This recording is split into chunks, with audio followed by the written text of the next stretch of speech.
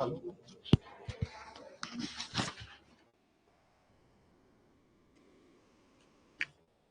કેમ છો મિત્રો?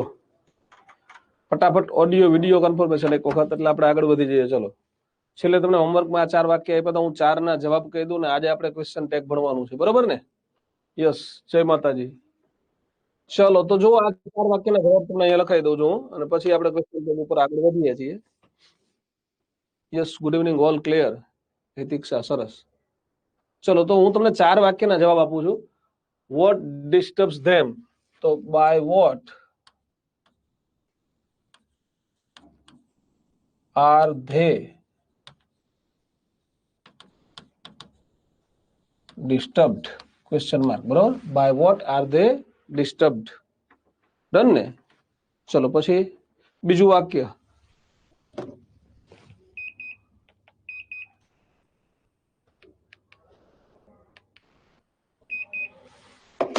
Who is not allowed to come?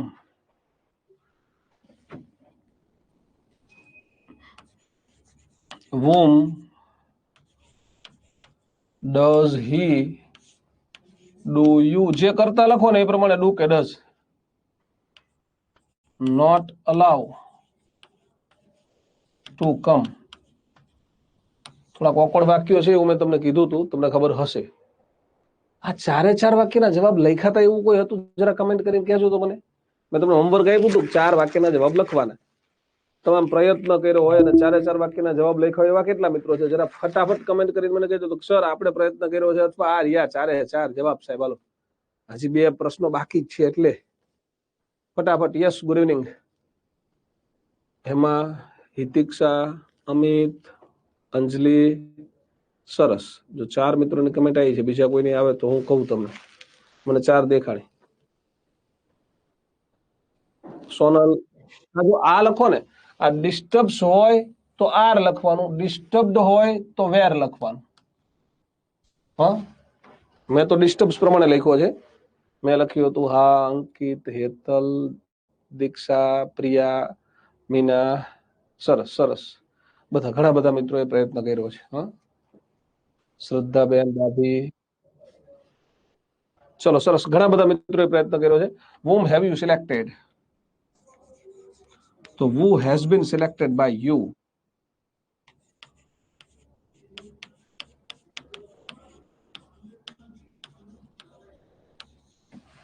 તમે જોજો, સરખાવજો. હવે સરસ 3 વાક્યો લખાય. યુનુસ, સરસ. તમે બધા સરખાવજો તમારા જવાબ. હું બધા જવાબ તમને લખાઈ દઉં છું.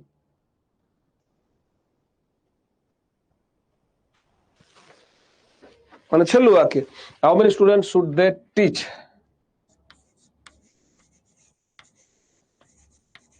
How many students should be taught by them?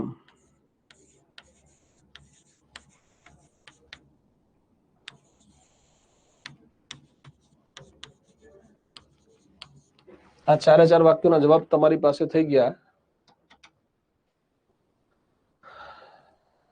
સરસ. મુર્શિદા, ચલો 3 રાઈટ, ખૂબ સરસ. પૂજાબેન, તો હવે આપણે આજે ભણવું છે આપણે આના પછીનું ચેપ્ટર, જેનું નામ છે ક્વેશ્ચન ટેગ. હા, કઈ વાંધો નહીં. અંજલિ, આશાબેન, બાય યુ, આ યુ કરતા છે ને એટલે આમાં બાય યુ આવે. હા, આમાં ધ્યેય કરતા છે એટલે બાય યુ ના આવે. શું આવે? બાય ધેમ આવે. હા, સરસ. 2 રાઈટ, 2 રોંગ પડ્યા, 3 રાઈટ. સરસ. એમાં ચલો સરસ. તો હવે આપણે આજે ભણવું છે એ ચેપ્ટરનું નામ છે ક્વેશ્ચન ટેક્સ. ગુજરાતીમાં કહેવાય પ્રતિ પ્રશ્ન અથવા અનુપ્રશ્ન. આમાં ફંડા થોડા છે, વિશેષ ચર્ચા કરી લઈએ. બીજું વાક્ય એક વખત સમજાવો ને ચલો સમજાવી દઉં. બીજું વાક્ય શું છે? who is not allowed to come. આવું વાક્ય છે, who is not allowed to come. આ એક્ટિવ કે પેસિવ? પેલા જરા મને કમેન્ટ જોઈને કહેજો તો. શું વાક્ય જોઈને કહેજો તો એક્ટિવ કે પેસિવ? તો કે સાહેબ આમાં ઇઝ આપ્યું છે ને V3 આપ્યું છે એટલે આને શું કહેવાય? Passive voice. બધા એગ્રી? એટલે આમાં કંઈક લખેલું હોવું જોઈએ. સપોઝ લખ્યું છે બાય યુ, બાય હિમ પણ હોઈ શકે, બાય હર પણ હોઈ શકે. ચલો દિશાબેન ની એવી કમેન્ટ આવે છે કે ડબલ વોઇસ આવે છે બેન, કદાચ તમારામાં એપ 2 વાર ખુલી ગઈ હોય તો એકવાર બંધ કરીને પછી ફરીથી ખોલી નાખો. હા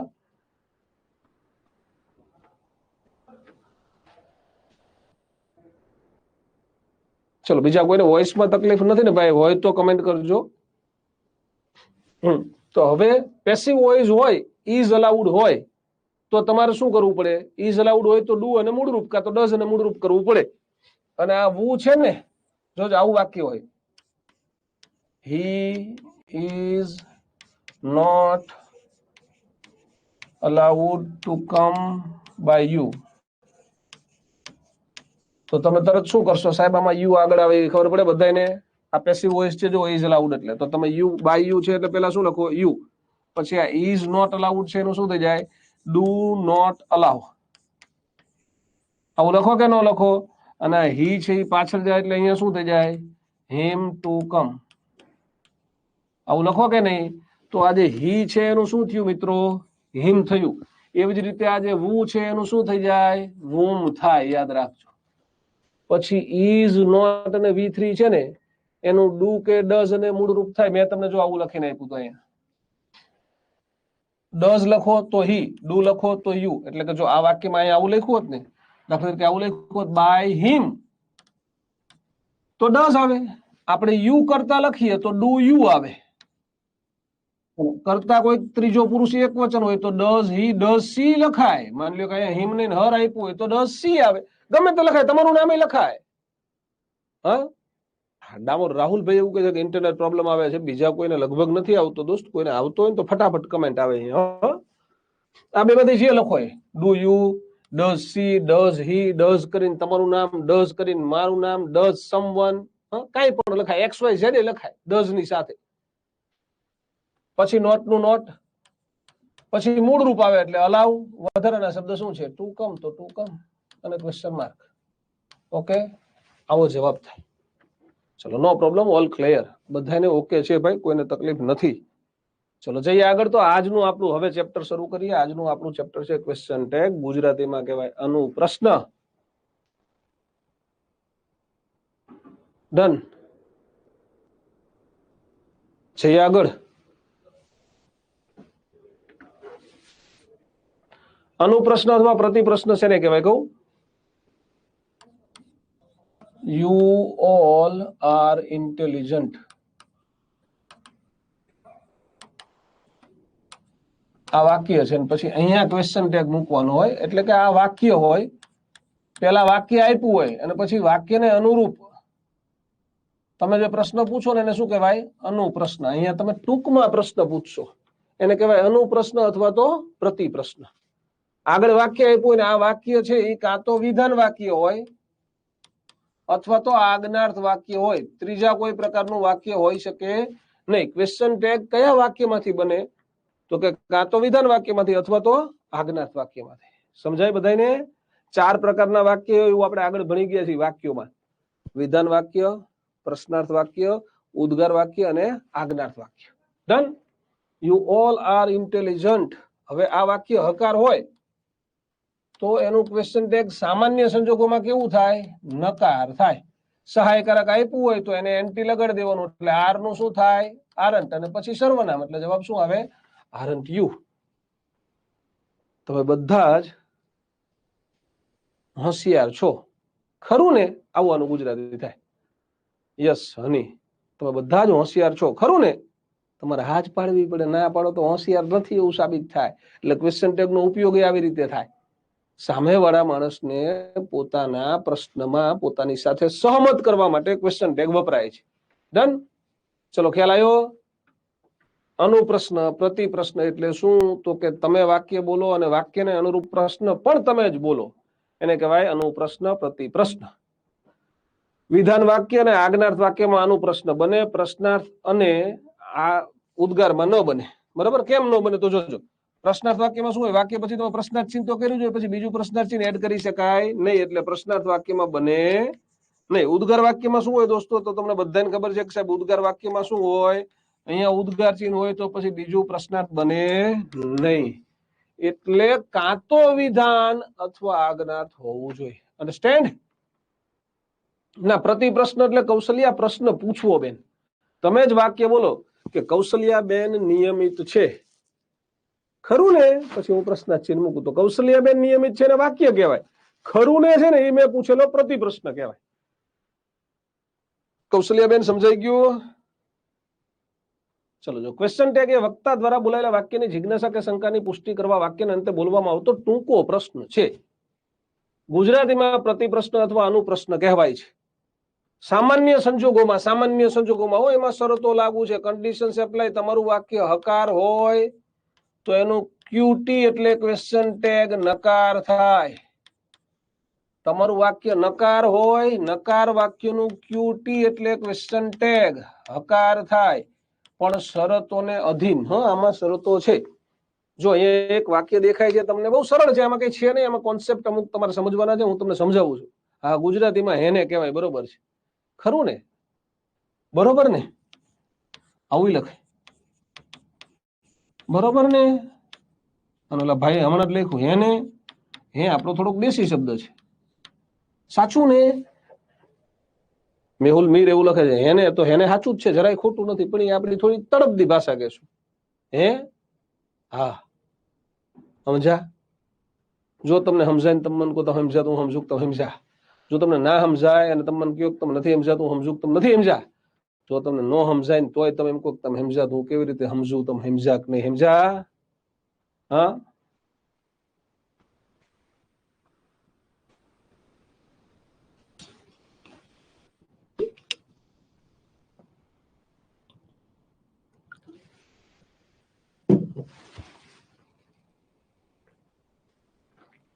ચલો આગળ જઈએ.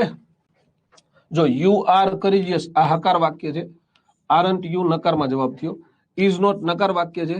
ઇઝ ઇટ હકારમાં જવાબ થયો. હકાર હોય તો નકાર, નકાર હોય તો હકાર. સમજ્યા તો કઈ વાંધો નહીં, તમે સમજી ગયા એટલે હાલશે. હો, ચલો જો હવે ક્વેશ્ચન ટેગ છે ને, એસર્ટિવ ને ગુજરાતીમાં કહેવાય વિધાન. આમાંથી બનશે, બની શકે. ઇન્ટ્રોગેટિવ ને શું કહેવાય? પ્રશ્નાર્થ. આમાંથી બને નહીં. ઇમ્પેરેટિવ ને શું કહેવાય? આજ્ઞાર્થ. જેમાં છેલ્લે પૂર્ણ વિરામ આવે એમાંથી બને, એટલે આમાંથી બનશે. એક્સક્લેમેટરી ને શું કહેવાય? ઉદ્ગાર. ઉદ્ગાર માંથી બનશે તો કે ના સાહેબ નો બને, ઉદ્ગાર છીન હોય એમ. આવું યાદ રાખીશું, બરોબર? જ્યારે બીજું વાક્ય હંમેશા ઇન્ટ્રોગેટિવ હોય, યાદ રાખો. માત્ર વિધાન વાક્ય અને આજ્ઞાર્થ વાક્ય નું જ ક્વેશ્ચન ટેગ બને છે, પ્રશ્નાર્થનું અને ઉદ્ગારનું બને નહીં. આ બધાને એમ લાગશે સાહેબ જોડણી ખોટી છે, પણ આમાં કેવું છે ખબર છે? દ ની નીચે ગ લખ્યો છે, આમ લખ્યું છે ઉદ્ગાર. દ અડધો જોઈએ ઉદ્ગારમાં. હા લતાબેન, આનો અપેક્ષા તમારી પાસેથી છે ને, સામાન્ય રીતે તમે જવાબ હામાં આપો ને એટલે તમને ક્વેશ્ચન ટેગ પૂછવામાં આવતું હોય. જો હવે થોડાક એના નિયમો છે.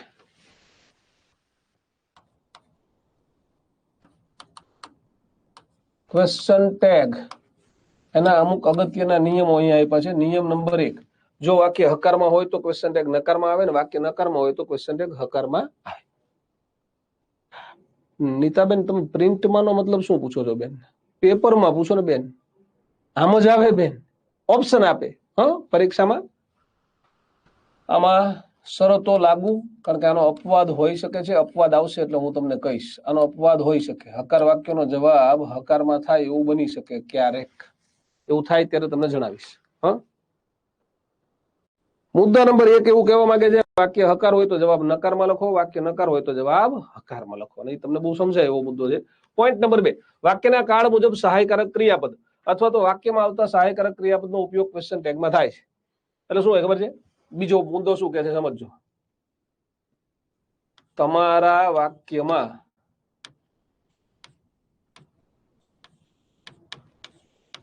સહાયકારક ક્રિયાપદ હશે, ન હોય તો વાક્ય આ ત્રણમાંથી એક હોય. કાં તો સાવકાનું હોય, તમને બધાય કાળ હવે ઓળખતા તો આવડે જ છે, કાં સાભૂકાનું હોય અને કાં આજ્ઞાર્થ હોય. કાં તો સહાયકારક આપેલું જ હોય, કાં તો આ ત્રણ માંથી એક પ્રકારનું વાક્ય હોય. જ્યારે સહાયકારક ન આપે ને તો વાક્ય કાં તો સાદા વર્તમાન કાળનું, કાં તો સાદા ભૂતકાળનું અથવા આજ્ઞાર્થનું હોય. બરોબર ને? હવે જો કેવું છે, આપેલું હોય ને, દાખલા તરીકે વાક્યમાં ઇઝ આપ્યું તો જવાબમાં શું આવે? ઇઝન્ટ. વાક્યમાં વેર નોટ આપ્યું તો જવાબમાં શું આવે? વેર. આ તમને ખબર પડી જ જાય કે સાહેબ સહાયકારક છે. સહાયકારક ન હોય તો કઈ ન હોય ભાઈલા, તો સાદો વર્તમાન કાળ હોય, અને સાદો વર્તમાન કાળ હોય એટલે આપણા જવાબમાં ડુ કે ડઝ આવે. નકાર હોય તો ડુ કે ડઝ આવે, હકાર હોય તો ડોન્ટ કે ડઝન્ટ આવે. સાદો ભૂતકાળ હોય તો તમારા જવાબમાં ડીડ આવે, ડીડ કે ડીડન્ટ આવે. અને આજ્ઞાર્થ વાક્ય હોય તો તમારા જવાબમાં સામાન્ય સંજોગોમાં વિલ યુ આવે, સિવાય કે લેટ્સ વાળું વાક્ય હોય, લેટ્સ વાળું વાક્ય હોય તો શેલ વી આવે. બસ પૂરું થઈ ગયું. આમ તો આટલા જ ફંડા છે. આ ત્રણ માંથી એક હોય, બીજું કઈ હોય જ નહીં ભાઈ. ચલો એકવાર ફરીથી એકવાર કમેન્ટ કરતો ફટાફટ. બે મુદ્દા સમજાયા, બધાને સમજાઈ ગયા છે ને? સમજણા હોય તો યસ સર લખો, થમ્સ અપ મૂકો. ન સમજણા હોય તો સાહેબ આ મુદ્દો સમજાવો લખો. ત્રીજો પોઈન્ટ છે ક્વેશ્ચન ટેગ જ્યારે નકારમાં આવતું હોય ત્યારે સહાયકારક ક્રિયાપદ પ્લસ નોટ નું ટૂંકું રૂપ જ વપરાય છે. તમને ઓપ્શન આપેલા હોય એમાં ટૂંકું રૂપ આપેલું હોય દોસ્તો. એટલે કે જવાબમાં આવું હોય, જોજો, યુ આર રેગ્યુલર, અને જવાબ આવો હોય. આનો જવાબ આવે આરન્ટ યુ. પણ આ બે જવાબ આપ્યા હોય, આરન્ટ યુ અને આર નોટ યુ, તો સમજવાનું કે તમારો જવાબ આરન્ટ યુ થાય, આર નોટ યુ ના થાય. પરંતુ જો આરન્ટ યુ જ આપ્યું ના હોય તો આર નોટ યુ લખી શકાય. એટલે પ્રિફરેબલ શું છે? ટૂંકું રૂપ જ. પણ ટૂંકું રૂપ ન હોય તો પૂર્ણ રૂપ પણ આવે. ડન? બારી આ સંજયભાઈ જ કરું છું હું દોસ્ત. હા યસ, 8મા ધોરણના ઇંગ્લિશ ગ્રામરમાં ટોપિક આવે છે. સરસ. હા નિકુંજભાઈ ટાઈમસર લેક્ચર ઉપર આવવાનું રાખો દોસ્ત. હા મોડા આવે નહીં એમ કે સાહેબ આમ કરો ને, સાહેબ આમ કરો ને, ટાઈમસર આવો લેક્ચરમાં. ચલો પહેલો પોઈન્ટ એવું કે છે વાક્ય હકાર હોય તો જવાબ નકાર, વાક્ય નકાર હોય તો જવાબ હકારમાં. પોઈન્ટ નંબર 2 શું કે છે? બીજો પોઈન્ટ એવું કે છે કે તમને આપેલ વાક્યમાં કાં તો સહાયકારક ક્રિયાપદ હશે, જો ન હોય ને તો કાળ મુજબ સહાયકારક ઉમેદવારો. તમે આપણે આગળ 12 કાળ ભણાયા વર્બમાં, ત્યારે હું તમને ખબર છે ને ઓળખતા શીખડાવતો હતો. સાદો વર્તમાન કાળ હોય તો શેની લોન લેતા હતા? સાહેબ સાદા વર્તમાન કાળની લોન છે ને એ અમને યાદ છે. આજે ડુ કે ડઝ ની લોન લેવડાવી હતી તમે. સાદા ભૂતકાળમાં શેની લોન લીધી હતી? ડીડ ની. આજ્ઞાર્થ વાક્ય અલગ જ વ્યવસ્થા છે. અત્યારે હું તમને સમજાવી દેવાનો છું. હા ઓકે ચલો 3 મુદ્દા ક્લિયર થયા. આપણે ચોથા મુદ્દા ઉપર જઈએ. ચોથો પોઈન્ટ એવું કે છે ક્વેશ્ચન ટેગમાં વાક્યમાં આપેલ કર્તાના નામને બદલે પ્રસંગોપાત છૂટછાટ લઈ શકાય, સર્વનામ વાપરવામાં આવે.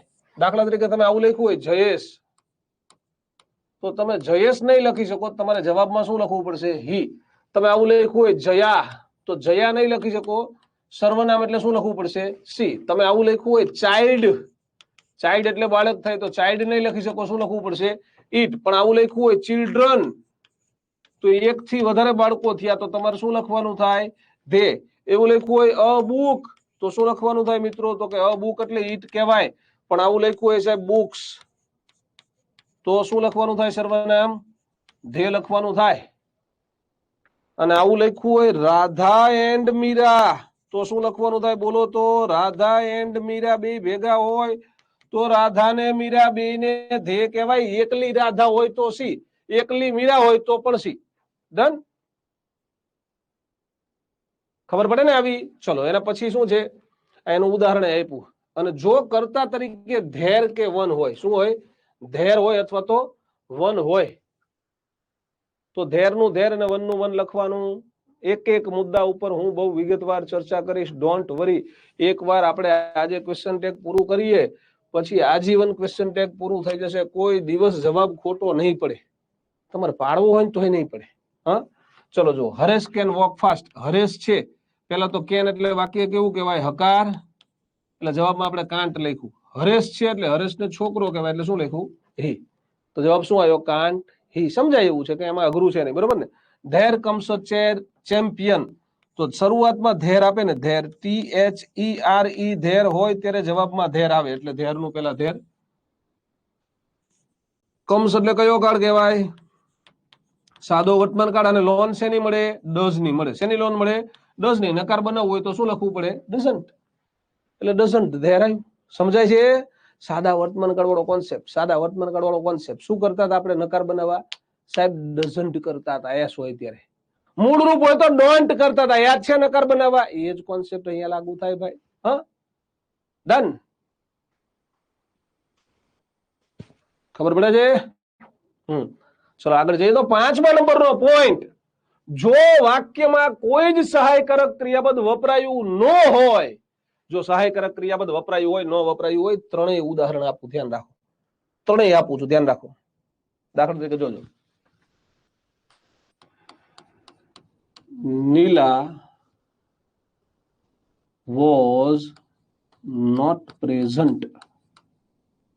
આ પહેલું વાક્ય. બીજું વાક્ય,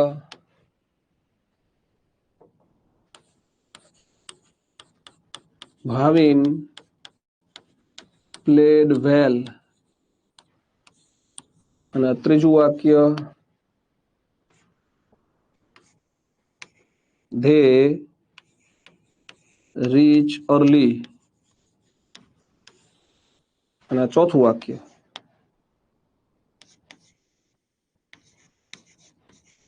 મયુર drives a car.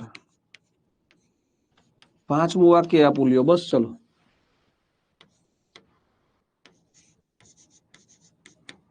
Sunita never cheats anybody.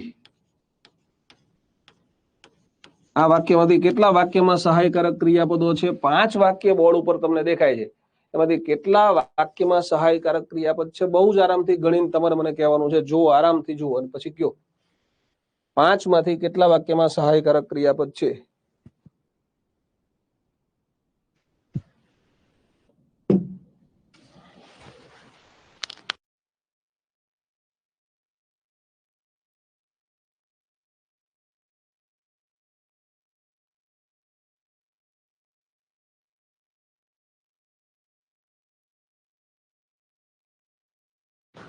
ચલો આરામથી મને ગણીને કયો કેટલા વાક્યમાં સહાયકારક ક્રિયાપદ છે? સરસ, એક જ વાક્યમાં છે. Very good. અમુક મિત્રો 3માં લખે, જો આમાં એકમાં જ વોઝ છે સહાયકારક, તો વોઝ નોટ એટલે વાક્ય કેવું કહેવાય? નકાર. એટલે આપણો જવાબ હકાર થાય. એટલે પેલા તો વોઝ, અને નીલા છે એટલે શું થાય? Was C. આમાં નથી, આમાં મુખ્ય ક્રિયાપદ જ છે, આમાંય મુખ્ય ક્રિયાપદ જ છે, આમાંય મુખ્ય ક્રિયાપદ જ છે, ને આમાંય મુખ્ય ક્રિયાપદ જ છે. એકમાં જ છે. યસ. હવે આમાં ઈડી વાળું છે એટલે આને V2 કહેવાય. ખબર પડે છે? V2 વાળાને લોન શેની મળે? ડીડ ની. આ શું છે? V1 કહેવાય. V1 વાળાને લોન શેની મળે? ડુ ની. આને શું કહેવાય છે? VS. આને લોન શેની મળે? ડઝ ની. આને શું કહેવાય દોસ્તો? VS. VS હોય એટલે લોન શેની મળે? ડઝ ની. બસ આટલું જ જોવાનું. આમાંથી કઈ ના હોય તો આજ્ઞાર્થ હોય, આમાંથી કઈ ના હોય તો શું હોય? આજ્ઞાર્થ હોય. હવે વાક્ય હકાર કે નકાર? તો કે હકાર. તો જવાબ નકારમાં લખવો હોય તો શું લખવાનું? ડીડન્ટ. અને ભાવિન છે એટલે શું થાય? હી. Didn't he. યસ. હવે અહીંયા ધે છે એટલે પેલા ધે તો લખી જ દઉં. આ વાક્ય હકાર કે નકાર? તો કે સાહેબ હકાર. જો આ વાક્ય હકાર છે એ ખબર પડી જાય છે ને તમને? આ વાક્ય નકાર હતું, આ વાક્ય કેવું છે સાહેબ? હકાર છે. તો જવાબ નકાર લખવાનો છે. એટલે ડઝ ને સોરી ડઝ નહીં આવે, આ તો મૂળ રૂપ છે ને ડુ છે, એટલે ડુ ની લોન મળી. તો શું લખવાનું? Don't they. ડઝ તો આનું છે, ડઝ આનું છે, ડઝ. હવે વાક્ય હકાર કે નકાર? તો કે સાહેબ હકાર. એટલે ડઝ ને એન્ટી લગાડી દો, નકાર જવાબ બનશે. ડઝન્ટ અને મયુર છે એટલે શું થાય? હી. સાહેબ મયુરી કરી નાખો તો શું થાય? સી. આ નેવર એટલે વાક્ય નકાર કહેવાય. તો હવે જવાબ હકાર લખવાનો એટલે ડઝન્ટ નહીં, શું લખવાનું? ડઝ. અને શું નામ છે? સુનીતા. એટલે does she. Does she. Done. ચલો જોઈ લ્યો 5 વાક્ય. જ્યારે સહાયકારક ક્રિયાપદ નો હોય ત્યારે કાં તો સાદો વર્તમાન કાળ, કાં તો સાદો ભૂતકાળ, અને કાં તો આજ્ઞાર્થ વાક્ય હોય. સાદો વર્તમાન કાળ, સાદો ભૂતકાળ અથવા તો આજ્ઞાર્થ. Concept clear? આખો ક્લિયર? Yes or no? ફટાફટ કો. સરસ સરસ સરસ. સંજય, દિગ્વિજયસિંહ, ભક્તિ, મહેશ, દીપિકા, નિકુંજ, હેમલતા, આયુષી, અંકિત, યુનુસ, મેહુલ, હિતિક્ષા, જીતેન્દ્ર. સરસ સરસ સરસ સરસ. ચલો આગળ જઈએ તો ખૂબ સરસ. હી લીવ્સ ઇન મુંબઈ. જો ખબર પડે ને એસ વાળું રૂપ છે, વાક્ય હકાર છે, એસ વાળું રૂપ છે એટલે તમારે ડઝન્ટ લખવાનું થાય. મૂળ રૂપ છે, વાક્ય હકાર છે તો તમારે ડોન્ટ લખવાનું થાય. V2 છે વાક્ય હકાર છે તો તમારે ડીડન્ટ લખવાનું થાય. સમજાતું હશે. આમાં કોઈને કઈ ના સમજાય, કઈ પ્રશ્ન પૂછવા જેવો હોય તો આરામથી જુઓ 1 મિનિટ માટે, પછી મને કયો એટલે આપણે આગળ જઈએ. યસ નીલમ. ક્વેશ્ચન ટેગમાં કોઈ દી ભૂલ ના પડવી જોઈએ. ચેન્જ ધ વોઇસ જેવું ક્વેશ્ચન ટેગ. ક્વેશ્ચન ટેગ પૂરું થાય એટલે આપણે નેક્સ્ટ લેક્ચર ની અંદર ડિગ્રી જોવાના છે. ડિગ્રી 2 લેક્ચર ચાલશે ડિગ્રી, પણ ડિગ્રી માટે તમારે ડિગ્રીના રેકોર્ડેડ વિડીયો જોઈ જ લેવાના. હું તમને આગળના લેક્ચરમાં એટલે કહી દઉં છું હે ને સોનલબેન. મજા આવી જાય છે ને? બસ સમજાઈ જાય એટલે બિલકુલ સહેલું છે સુનિતા. હા સરસ. હા તો આગળ જઈએ. અને પછી શું છે, બે વચ્ચેનો તફાવત શું છે આ પરીક્ષા માટે જરૂરી નથી. હા પેલું વાક્ય ના સમજાય એવું કોઈ કહે છે, ચલો પેલું વાક્ય સમજાઈ દઉં તો પહેલા, પછી જઈએ આપણે. આ લીવ્સ છે ને દોસ્ત, આનું નકાર બનાવવું હોય તો શું થાય? Does not leave. અને આ ડઝ નોટ ને શોર્ટમાં શું કહેવાય? ડઝન્ટ. અને સર્વનામ હી છે તો હી જ લખાય ભાઈબંધ. સરસ. રોજ બધા જુઓ છો, ખૂબ સારું કહેવાય. હેમલતા શ્રીમાલી, તમારું અંગ્રેજી સુધરે આનાથી, કન્ફર્મ છે. હા ચલો સમજાઈ ગયું ભાઈ? પહેલા વાક્ય નહોતું સમજાતું એ. યસ.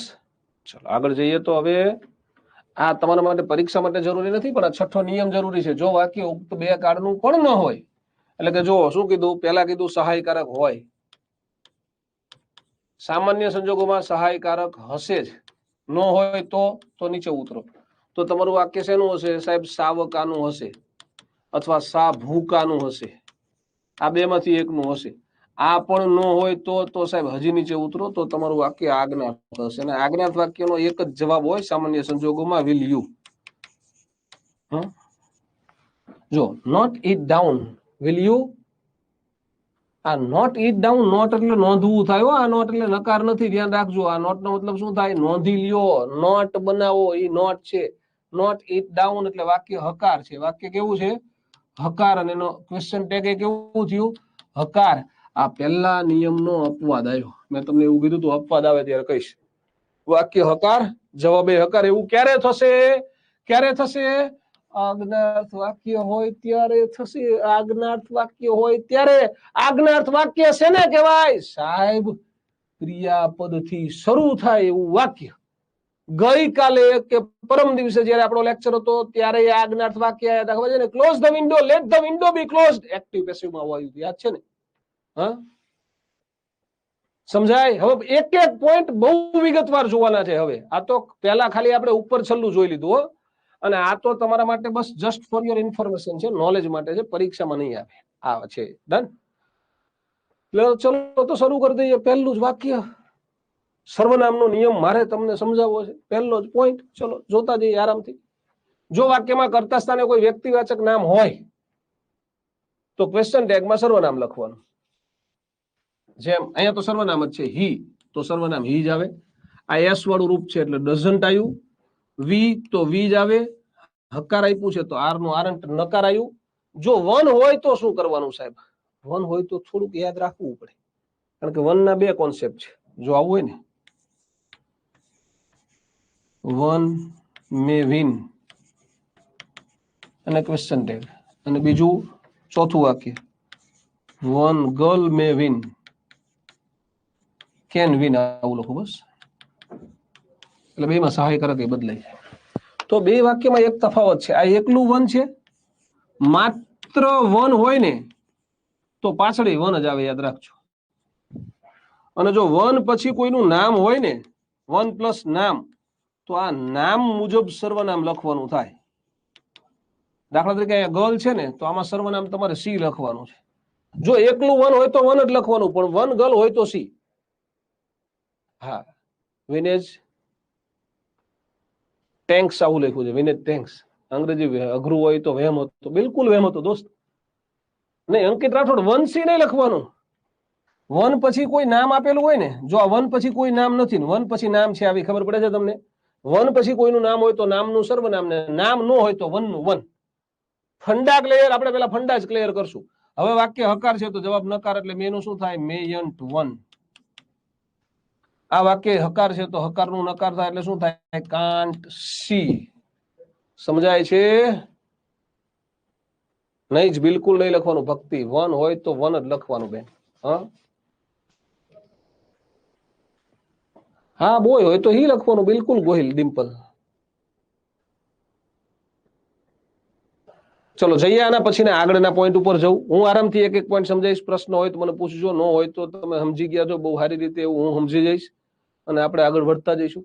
એક માર્ક્સ આપણે સિક્યોર કરી લઈએ છીએ ક્વેશ્ચન ટેગ નો. ચલો, જો કરતા સ્થાને ધીસ અને ઢેટ હોય તો ધીસ અને ઢેટ માં આવું છે. રાઠોડ અંજલિ એમ કે છે વન વાળું રિપીટ કરો બેન બહુ આરામથી, એટલે જ બે ઉદાહરણ લખ્યા છે. માત્ર વન હોય તો વન જ રહેશે, તો વન જ રાખવાનું. માત્ર વન એટલે કે વન પછી નામ ના હોય તો સર્વનામ વન જ આવે અંજલિ. અને જો બેન વન પછી નામ હોય તો વન પછી ગર્લ હોય તો હી કરવાનું, બોય હોય તો સી કરવાનું, વન સાયકલ હોય તો ઈટ કરવાનું. ડન. સરસ દિગ્વિજયસિંહ.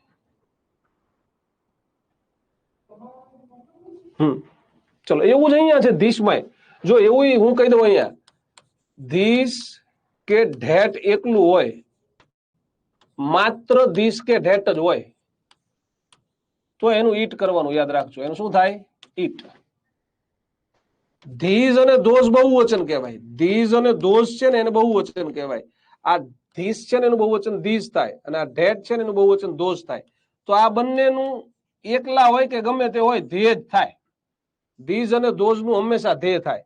પણ જો ધીસ પછી નામ કે ઢેટ પછી નામ હોય, નામ અહીંયા નામ હોય કે ના હોય કઈ ફેર જ ના પડે. ધીસ અને ધોઝ હોય તો ધ્યેય જ કરવાનું. પરંતુ જો ધીસ પછી નામ હોય કે ઢેટ પછી નામ હોય તો આમાં વન જેવો કોન્સેપ્ટ. આ જે નામ છે એ નામ મુજબ સર્વનામ લાગુ પડે. સમજાણું? જો એકલું ધીસ કે ઢેટ હોય, માત્ર ધીસ કે ઢેટ, તો એનું સર્વનામ હંમેશા ઈટ જ થાય. જો ધીસ પછી સીધું સહાયકારક, ઢેટ પછી સહાયકારક, વન પછી સીધું સહાયકારક. તો ધીસ ઢેટ અને વન નું, ધીસ અને ઢેટ નું ઈટ થાય ને વન નું વન રહે. એટલે જો ધીસ અને ઢેટ ની બદલે શું આપ્યું? ઈટ. ઈટ. એકલું વન હતું એટલે શું આપ્યું? વન આપ્યું. હવે ઇઝ હતું એટલે શું થયું? ઇઝન્ટ. ઇઝ નોટ હતું એટલે શું થયું? ઇઝ. ધોઝ નું અને ધીઝ નું હંમેશા ધ્યેય જ થાય. હકાર નકાર ગમે તે હોય, એક વચન નહીં, એને કાયમ બહુવચન કહેવાય. ડન. તો ધીસ અને ધોઝ નું શું થઈ ગયું? ધે. હકાર છે એટલે આર નોટ થયું, આ નકાર છે એટલે આર થયું. કેન નોટ નું શું થયું? Can one. પરંતુ જો આવું વાક્ય હોય, છઠ્ઠું વાક્ય, સાતમું વાક્ય ને આઠમું વાક્ય, 3 વાક્ય અહીંયા ઉમેરું છું એટલે તમારા આ કોન્સેપ્ટ ક્લિયર થઈ જાય.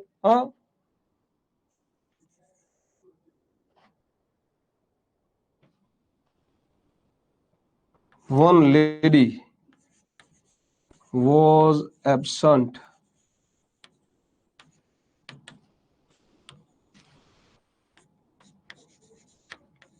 This boy should teach you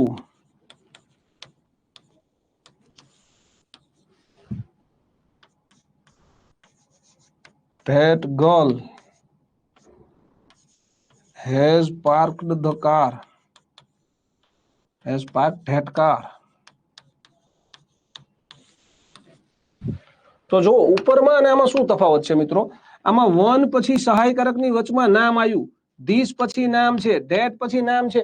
નામ આપ્યું હોય તો નામનું સર્વનામ લખવાનું. લેડી છે એટલે પેલા સી લખી દો. ધીસ પછી બોય છે એટલે પેલા હી લખી દો. ધેટ પછી ગર્લ છે એટલે પેલા સી લખી દો. જો માત્ર ધીસ કે ધેટ હોય તો ઈટ જ લખવાનું છે. માત્ર વન હોય, માત્ર વન પછી કઈ ના હોય તો વન નું વન જ રહે. પણ વન પછી નામ હોય, ધીસ પછી નામ હોય, ધેટ પછી નામ હોય તો નામ પ્રમાણે સર્વનામ આવે. તો લેડી વન, લેડી વોઝ છે તો હકારનું નકાર એટલે વોઝન્ટ સી. શુડ ટીચ છે તો શુડન્ટ હી. હકાર હોય તો નકાર જવાબ થાય, નકાર હોય તો હકાર જવાબ. તો બધા વાક્ય લાગુ પડે. હેઝ છે તો હેઝન્ટ સી. સમજાય? યસ ઓર નો ફટાફટ કમેન્ટ કરીને કો. આ ફંડા ક્લિયર? તો નેક્સ્ટ ફંડામાં આપણે આના પછીના કોન્સેપ્ટમાં આગળ વધતા જઈએ.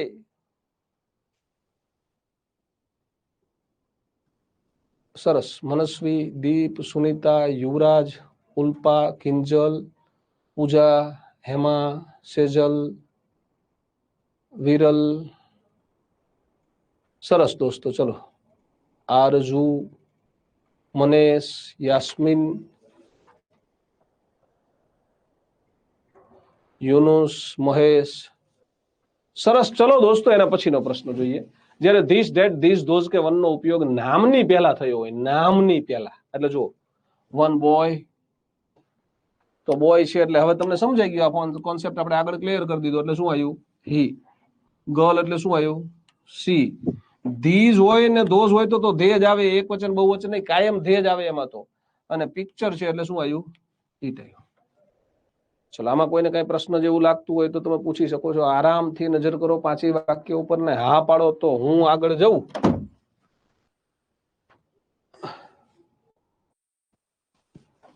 યસ. ચલો, તો એના પછીનો કોન્સેપ્ટ છે, આપણે એક એક પોઈન્ટ જોતા જઈએ. હા, ડન.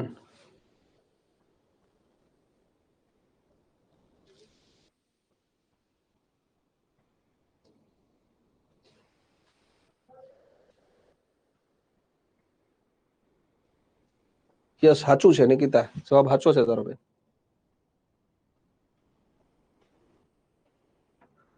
ચાલો તો જઈએ આગળ. પરંતુ જો વન, ધેટ, ધીસ, ધોઝ ને કર્તા તરીકે વાપરવામાં આવે તો વન ને બદલે વન, ધીસ, ધેટ ને બદલે ઇટ, ધીસ, ધોઝ ને બદલે ધે વપરાય.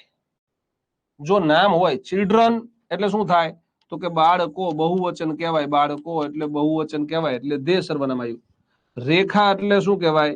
સ્ત્રી. અને સ્ત્રી હોય કોઈ તો શું લખાય? ઓ સ્ત્રી કલાના, બરોબર ને? સી લખાય. આ વાક્ય નકાર હતું એટલે આપણો જવાબ શું થયો? હકાર થયો, એટલે ઇઝ સી.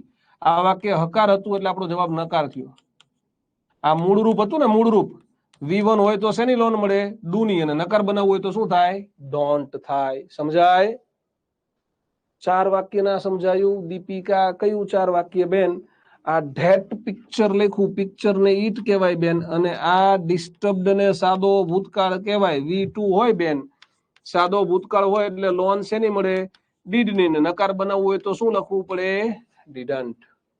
હા, ચાઇલ્ડ હોય તો ધે લખવાનું, હી સી ના કહેવાય. દિગ્વિજય સી, સોરી, ચાઇલ્ડ હોય, ચિલ્ડ્રન હોય તો ધે લખવાનું.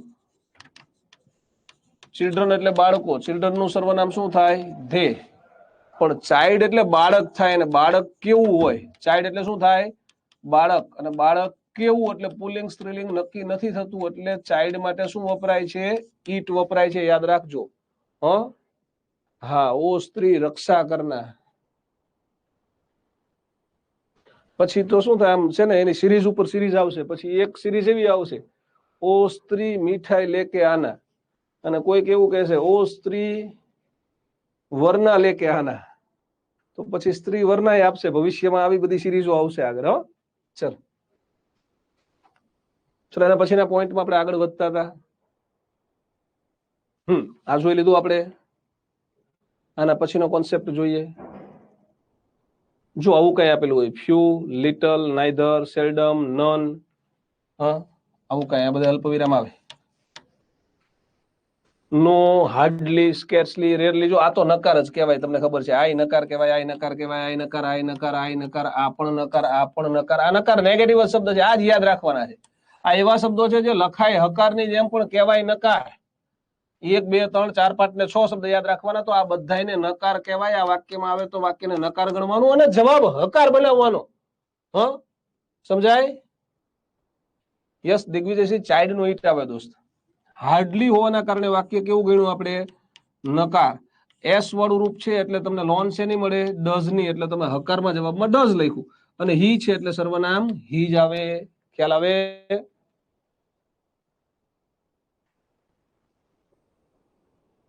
સમજાય છે ને? ચલો, બીજા વાક્યમાં જુઓ તો નકાર કેમ ગણીએ છીએ આપણે? બીજું વાક્ય શા માટે નકાર છે? કોઈ કહેશે મને કમેન્ટ કરીને જરા? યસ, ચૌધરી, મેહુલ, આ બધા શબ્દો આવે તો વાક્યને નકાર સમજવાનું છે ભાઈ બંધ.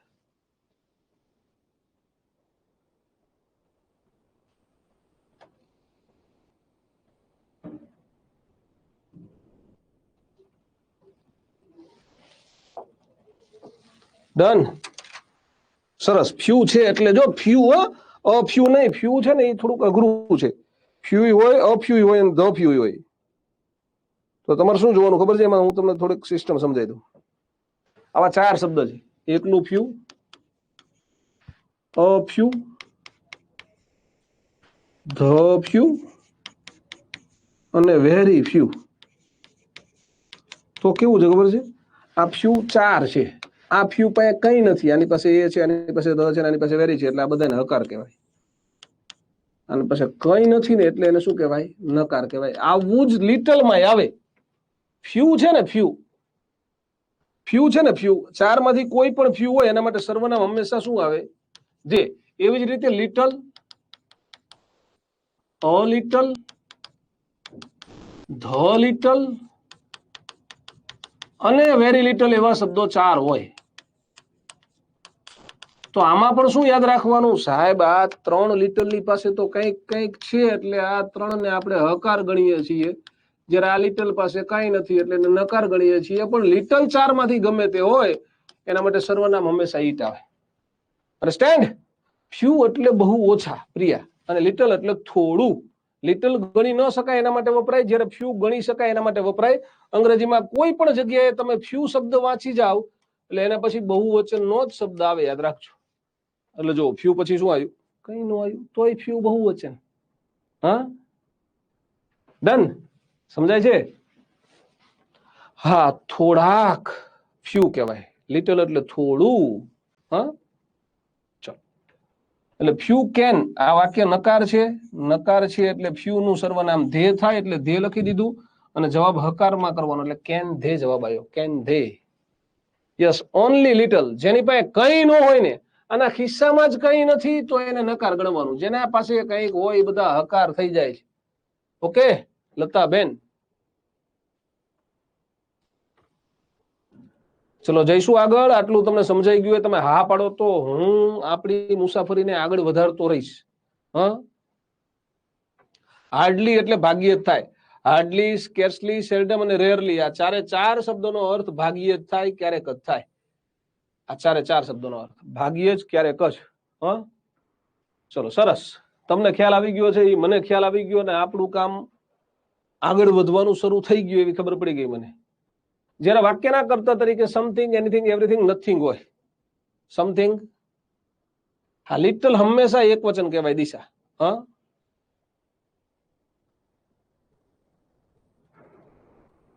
ચલો. એ કર્તા તરીકે નહીં વપરાય ક્યારે. હેમાં અમીન એ વધારાના શબ્દ તરીકે જ આવે બેન. હા, ચલો. જો આવું કઈ થિંગ વાળો શબ્દ હોય, એવરીથિંગ, નથિંગ, સમથિંગ અને એનીથિંગ, 4 શબ્દ થિંગ વાળા છે, તો એના માટે સર્વનામ શું? તો આ 4 શબ્દ માટે કોઈ પણ સમયે સર્વનામ લખવાનું થાય તો આના માટે સર્વનામ 2 વપરાય. એક સર્વનામ વપરાય ઈટ, અને જો ઈટ ન આપેલું હોય તો ક્વેશ્ચન ટેગ માટે તમે આ 4 ની બદલે એનીથિંગ શબ્દનો પ્રયોગ કરી શકો છો. 2 માંથી કોઈ એક વપરાય, યાદ રાખજો. થિંગ માટે ઈટ અથવા એનીથિંગ, જ્યારે થિંગ હોય ત્યારે. હો, આવી જ રીતે આવા 4 શબ્દ વન વળાય છે. એવરીવન, નો વન, સમવન, એનીવન, તો એના માટે એનીવન વાપરી શકાય. એવરીબડી, નોબડી, સમબડી, એનીબડી, એના માટે એનીબડી વાપરી શકાય. હા, હવે જોજો. એવરીથિંગ ઇઝ એટલે પહેલું વાક્ય કેવું છે સાહેબ? હકાર છે. બીજું વાક્ય કેવું છે સાહેબ? નકાર છે. ત્રીજું વાક્ય કેવું છે સાહેબ? હકાર છે. ચોથું વાક્ય કેવું છે સાહેબ? હકાર છે. તો જ્યાં નકાર છે, નકાર, ત્યાં જવાબ હકાર આવ્યો. જુઓ, ઇઝ ઇટ. વાક્ય હકાર છે તો જવાબ નકાર થયો. જુઓ, isn't it. Something should be donated, કંઈક તો દાન દેવું પડે, તો આ હકાર છે તો જવાબ નકાર થયો. જો, શુડન્ટ ઇટ. અને આ વાક્ય હકાર છે તો જવાબ નકાર થયો, કાન્ટ ઇટ. હવે અહીંયા 4 જવાબમાં તમે ઈટની જગ્યાએ માની લો કે આ છે everything is possible in war and લવ. ખરેખર તો વાક્ય આવું છે, everything is fair. Everything is fair in war and લવ. એટલે આનો અર્થ શું થાય? કોઈ ગુજરાતી કરીને કહો મને. પ્રેમ અને યુદ્ધમાં. 4 ઓપ્શન આપ્યા હોય તમને.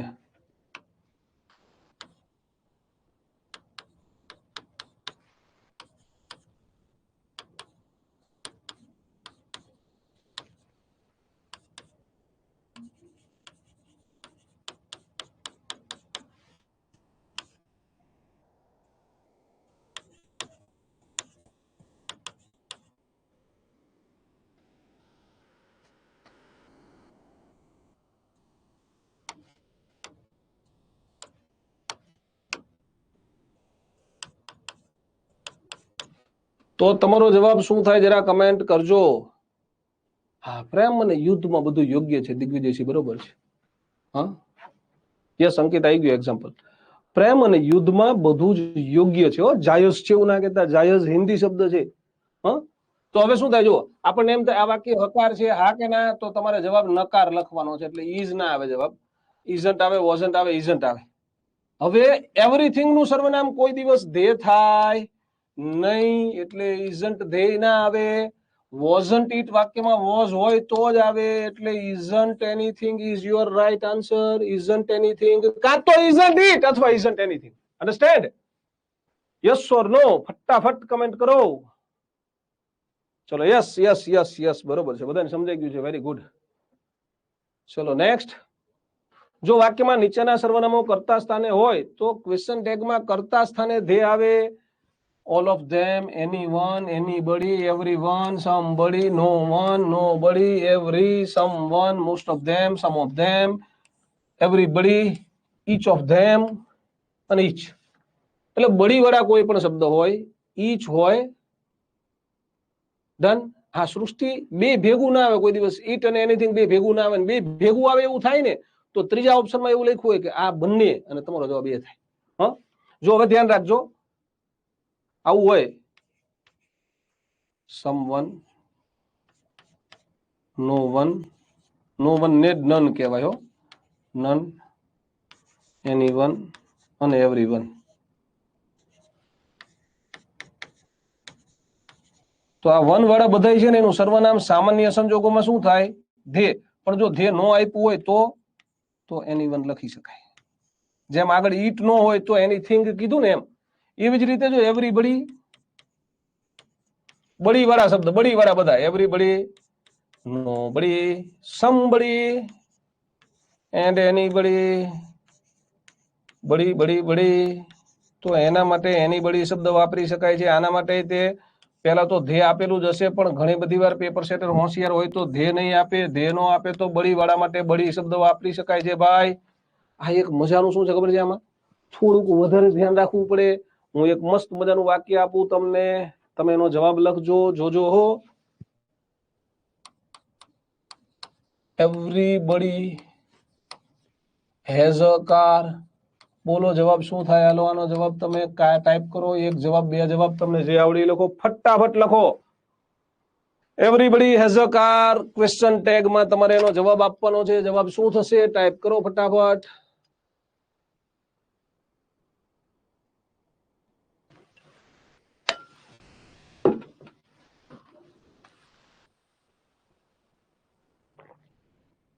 યસ મનસ્વી.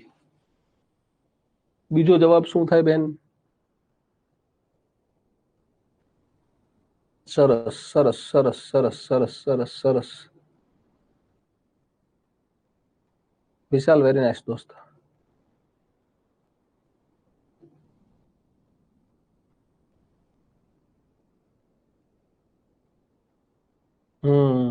બકરાઓ ડબ્બે પુરાઈ ગયા હો. મેહુલ નાઇસ. બે ત્રણ મિત્રોને બાદ કરતા ધે વાળો જવાબ કોઈએ સાચો લખ્યો નથી. આના બે જવાબ થાય. એક તો તમને ખબર છે કે તમે સર્વનામ ધે વાપરો છો, અને બીજી તમને ખબર છે કે તમે સર્વનામ એની બડી વાપરશો. હવે એની બડી લખો ને તો હેઝન્ટ લખવાનું છે, કારણ કે એની બડી સાથે હેઝ જ વપરાય, એની બડીને એક વચન કહેવાય. પણ ધે લખો ને તો હેઝન્ટ ધે ના હોય, ધે ની સાથે હેવ વપરાય. ભલે વાક્યમાં હેઝ હતું, તમારો જવાબ શું થાય? Haven't they. અને આવું પરીક્ષામાં પૂછે હો, યાદ રાખવાનું. હા મનેશ, બરોબર છે. એટલે હેઝન્ટ ધે નો હોય અંગ્રેજીમાં, શું હોય? હેવન્ટ ધે હોય. ચલો ડન. એના પછી હજી એક વાક્ય આપું.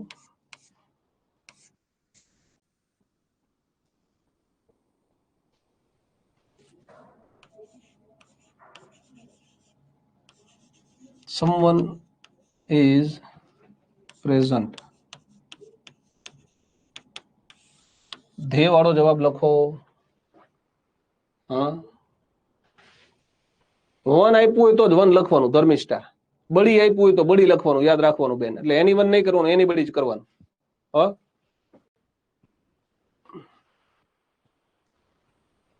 Thank you Ashaben. ઉલ્લાસ વેરી ગુડ. ચલો અહીંયા તમે શું લખશો તો કે સાહેબ આ સમવન નું સર્વનામ ધ્યેય થાય. એટલે પેલા તો ધ્યેય લખી દીધું. હવે ધ્યેય ઇઝ ના હોય, ધ્યેય આર હોય એટલે જવાબ શું આવે? આરન્ટ ધ્યેય. વન લખવું હોય તો અહીંયા તમે એની વન લખી શકો છો, પણ એની વન લખો તો પાછું આરન્ટ નહીં લખવાનું. એની વન લખો તો શું લખવાનું? Isn't any one. અન્ડરસ્ટેન્ડ? મજા આવી? ખબર પડી ગઈ? હા, ભૂલ નહીં થાય ને હવે તો આગળ વધીએ આપણે. ચલો કુમુદ એની બડી નહીં, વાક્યમાં વન હોય તો જવાબમાં વન જ લખવું પડે.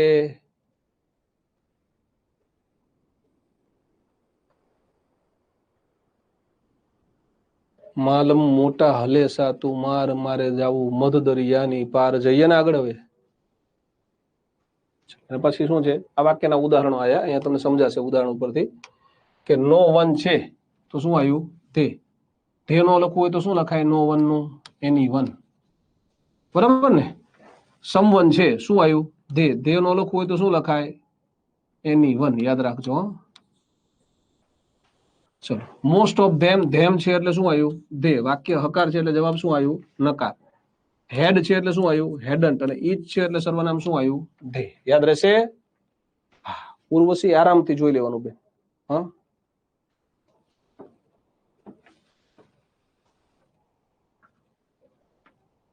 સર્વનામ કર્તાને અનુરૂપ લખવાનું થાય. ધે હોય તો આર આવે બેન, અને એની વનને એક વચન કહેવાય તો ઈજ આવે. એટલું જ જોવાનું છે, બીજું કઈ નવું નથી. ચલો કર્તા તરીકે જયારે વન ઓફ ધ અને બહુવચન હોય, શું હોય? વન ઓફ ધ અને બહુવચન હોય તો એને એક વચન ગણવાનું. અને અહીંયા જે નામ આપ્યું પ્લેયર એટલે હી થાય, સી પણ થઈ શકે. ગર્લ્સ એટલે સી જ થાય, હી ન થઈ શકે. કાર્સ એટલે ઇટ જ થાય. જ્યારે વાક્યમાં વન ઓફ ધ અને બહુવચન આપ્યું હોય તો તમારે એક વચન કરવાનું છે. તબસ્સુમ નું કેવું એવું છે કે વિડીયો ચોટે છે. બાકી બધાનું કેવું શું છે? ફટાફટ કમેન્ટ કરીને કયો મને જરા. પ્લેયર્સ એટલે હી લખો તો પણ ચાલશે ને પ્લેયર્સમાં સી પણ હોઈ શકે. એટલે ડીડન્ટ હી કે ડીડન્ટ સી જવાબ સાચો કહેવાય. વન ઓફ ધ ગર્લ્સ એટલે સી જ લખવું પડે. વન ઓફ ધ કાર્સ એટલે ઇટ જ લખવું પડે. ઓકે છે બેન? તારે કદાચ નેટમાં પ્રોબ્લેમ હોય તો તું આગુ પાછું કરી લે કંઈક એટલે થઈ જશે. બરોબર છે? ક્લિયર છે ભાઈ? હા, ચલો એના પછીના વાક્ય તરફ જઈએ આપણે. જ્યારે કર્તા સ્થાને શું વપરાણું હોય? આઈ વપરાણું હોય. શું વપરાણું હોય? આઈ વપરાયું હોય. આઈ. અને સહાયકારક તરીકે એમ વપરાયું હોય તો આ બાબત ખાસ ધ્યાનમાં રાખવાની. ધ્યાન રાખજો. એમ છે ને એમ માંથી એમ નોટ બને છે, પણ અંગ્રેજીમાં ક્યાંય એમન્ટ વપરાતું નથી. There is no amn't in English. ઇંગ્લિશમાં એમન્ટ છે નહીં. તો એનો વિકલ્પ શું? હા, નિયમો યાદ રાખવાના ના હોય, સમજવાનો. યાસ્મીન શેખ, જો તમે સમજો ને તો આજીવન યાદ રહે. તમે ગોખો ને તો અમુક સમય માટે યાદ રહે. ઓલી ચાઇનામાં કઈક કહેવત છે, ખબર છે ને? મેં વાંચ્યું અને યાદ રાખવાનો પ્રયત્ન કરવો પડે. તમે સમજ્યા તો યાદ રહી જાય. તમે કરો ને જે તે પ્રવૃત્તિ તો આજીવન યાદ રહી જાય, કોઈ દી ભૂલાય જ નહીં. હા, યાદ ન રાખવાનું, એને સમજવાના હોય બેન. એટલે એમ નોટ નું એમન્ટ અંગ્રેજીમાં ક્યાંય છે જ નહીં. તો શું સાહેબ? જ્યાં એમન્ટ લખવાનું થાય છે ત્યાં શું લખવાનું? તો ત્યાં લખવાનું દોસ્તો કાં તો એન્ટ. આ પ્રાચીન ઇંગ્લિશમાં, જૂના અંગ્રેજીમાં એન્ટ વપરાતું હતું. પ્રાચીન નહીં પણ ટૂંકમાં જૂનું વાણી. 200 વર્ષ પહેલા, 100 વર્ષ પહેલા આવું બધું વપરાતું હતું. અને અત્યારે આપણે સામાન્ય સંજોગોમાં શું લખીએ છીએ? આરન્ટ લખીએ છીએ. એમન્ટ અંગ્રેજીમાં ક્યાંય નથી. હા, આર નહીં, એમની જગ્યાએ આર નહીં, રિયા. શું લખવાનું? આરન્ટ. જોજો પાછું એમ નોટ હોય વાક્યમાં, આવું હોય આઈ એમ નોટ યોર એનિમી. હું તમારો શત્રુ નથી, કારણ કે હું તમારો મિત્ર છું. ચિંતા કરશો નહીં.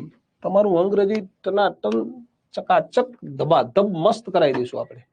હા, તો આ વાક્યમાં નકાર વાક્ય છે તો આનો જવાબ હકાર થાય. તો હવે અહીંયા આરન્ટ લખવાની કોઈ જરૂર નથી. તમારે એમ લખવાનું છે. એમ નોટ નું નકારનું હકાર થાય. એમ કરતા આય છે તો એમ આય. પણ એમ હોય તો એમન્ટ નો થાય તો આરન્ટ લખો અથવા એન્ટ લખો. એટલે જો આ વાક્યમાં એમ છે, વાક્ય હકાર છે સાહેબ, જવાબ નકાર બનાવવાનો છે. એમ નું નકાર એમન્ટ નથી થતું. શું થાય છે? કાં તો આરન્ટ થાય છે અથવા તો એન્ટ થાય છે. બે યાદ રાખીશું આપણે. પછી અમુક એમ કે સાહેબ ઓપ્શન એ માં આરન્ટ લખ્યું હોય, ઓપ્શન બી માં એન્ટ લખ્યું હોય તો શું કરવાનું? તો દોસ્તો બોથ એ એન્ડ બી કરવાનું, તો બે સાચા કહેવાય, બે. હો ચલો, આરંટ અથવા તો એન્ટ બે માંથી કોઈ એક લખવાનું અને આઈ લખવાનું. આઈ એમ મહેશ હાજોલિયા, હું મહેશ હાજોલિયા છું. ખરું ને? હા સાહેબ ખરું. ઉપર મુજબ આરંટ અથવા એન્ટ જવાબ લખવાના થાય, પરંતુ જો વાક્યમાં એમ નોટ નો પ્રયોગ થતો હોય, એમ નોટ નો, તો શું કરશો? તો તમને સમજાઈ દીધું. એમ નોટ હોય તો શું? હો કીધું ને મેં તમને, આઈ એમ નોટ ઇરરેગ્યુલર. રેગ્યુલર રહેજો. સફળ થવા માટેની સૌથી શ્રેષ્ઠ જો કોઈ ચાવી હોય તો ડિસિપ્લિન છે, કન્સિસ્ટન્સી છે. શું હશે? કન્સિસ્ટન્સી. તમે જેટલા કન્સિસ્ટન્ટ રહેશો, નિયમિત રહેશો, એટલું પરિણામ કોઈ પણ બાબતમાં સારું મળે છે. હો હવે એમ નોટ હોવાના કારણે અહીંયા એમ લખવાનું થાય અને આઈ લખવાનું થાય. એટલે જો એમ હોય તો જ આરંટ કે એન્ટ કરીશું. અન્ડરસ્ટેન્ડ?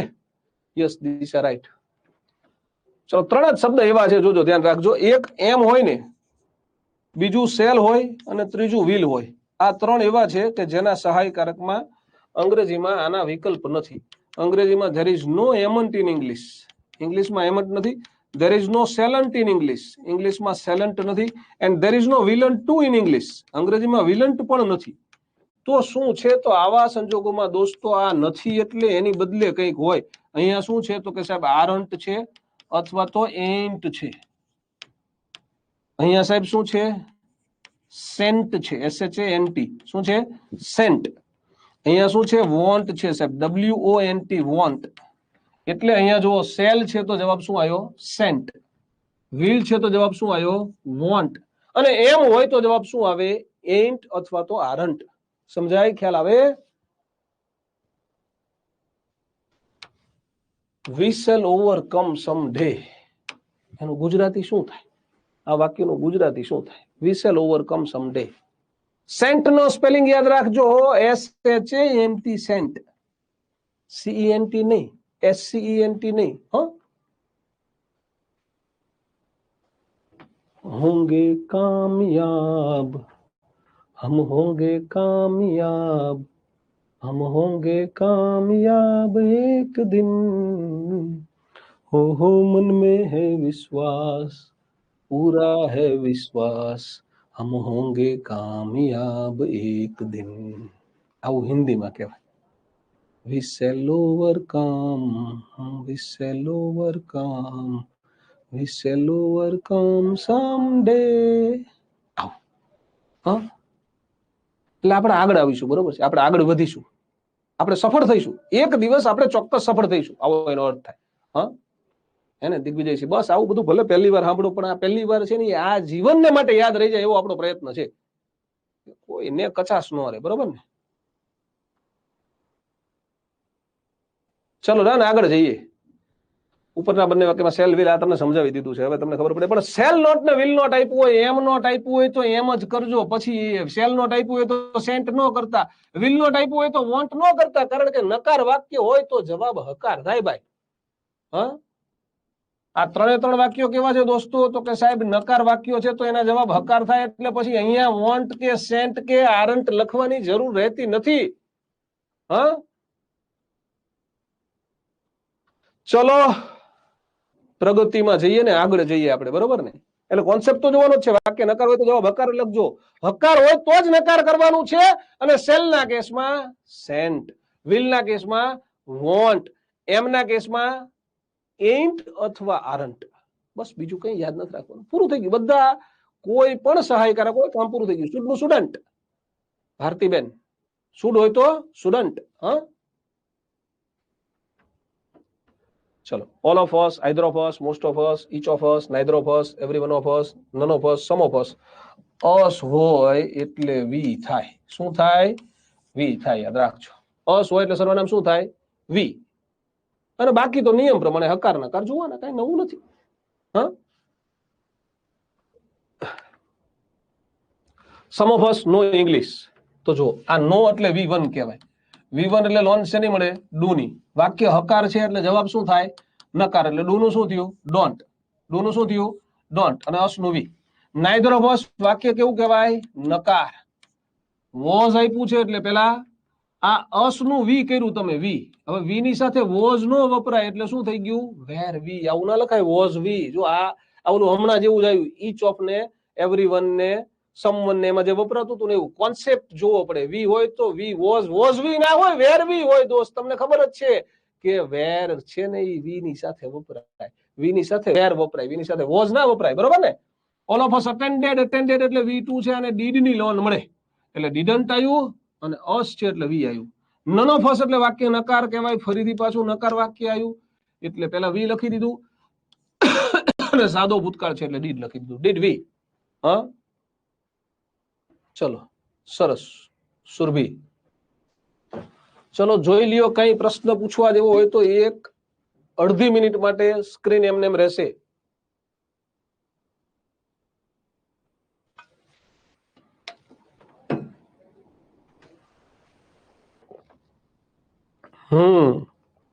સંતાનો અને પ્રોપર્ટી, બરોબર છે. આપણે એવો કોન્સેપ્ટ સમજાયો તો ક્યાં વોઝ, ક્યાં વેર, ક્યાં ઇઝ, ક્યાં એમ, ક્યાં આર, ક્યાં સેલ, ક્યાં વિલ, ક્યાં ડુ, ક્યાં ડઝ, હા, ડન, હેવ ને હેઝ સમજાયા હતા, બરોબર ને?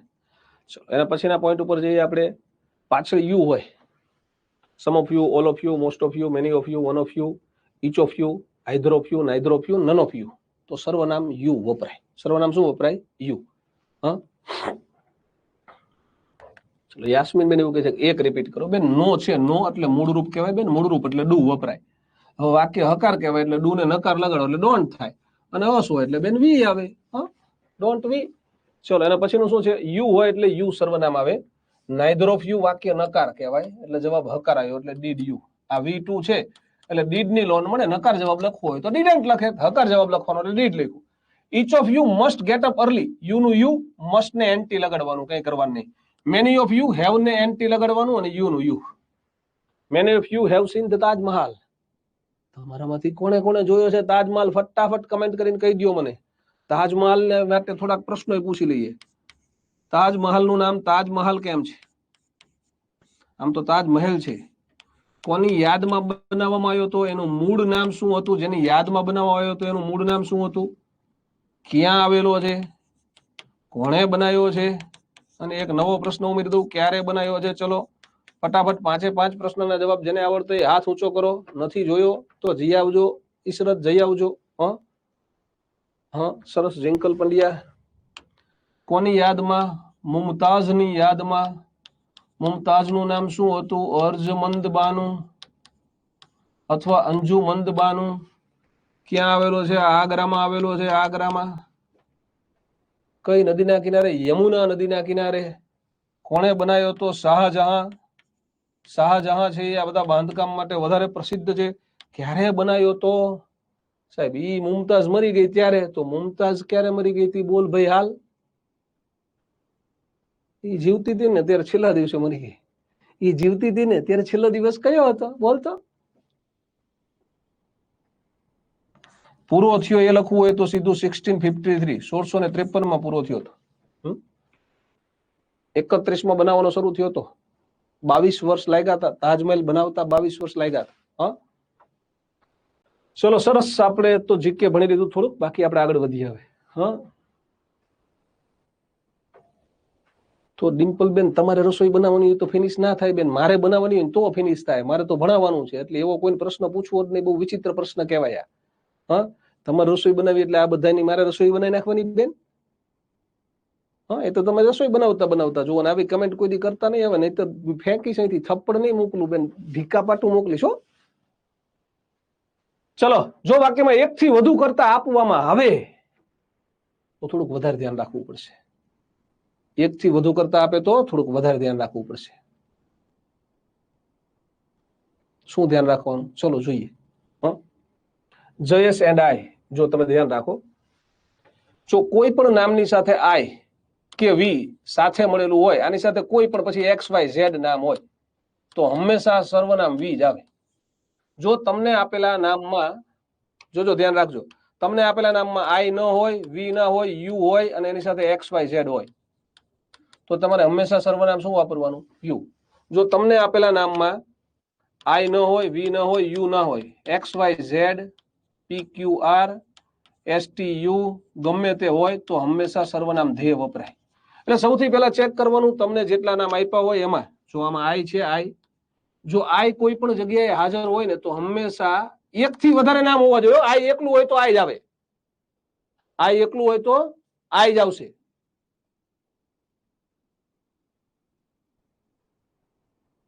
સરસ દિગ્વિજય છે.